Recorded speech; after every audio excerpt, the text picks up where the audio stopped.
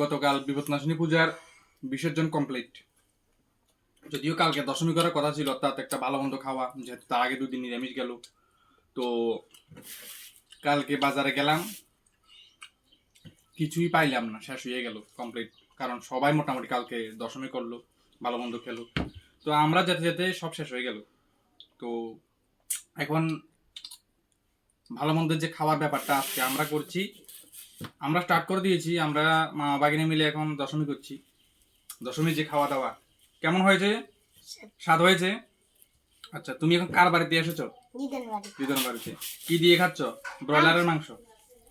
ব্রয়লারের মাংস হচ্ছে আসলে গরিবের পাঠার মাংস, সত্য কথা যেটা।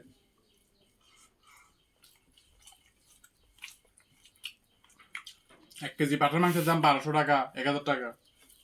কয়জন মানুষে এত টাকা দিয়ে কিনে খেতে পারবে? পারবে না। একজন মানুষের ইনকাম কত? আমি নিম্নবিত্তের কথা বলছি।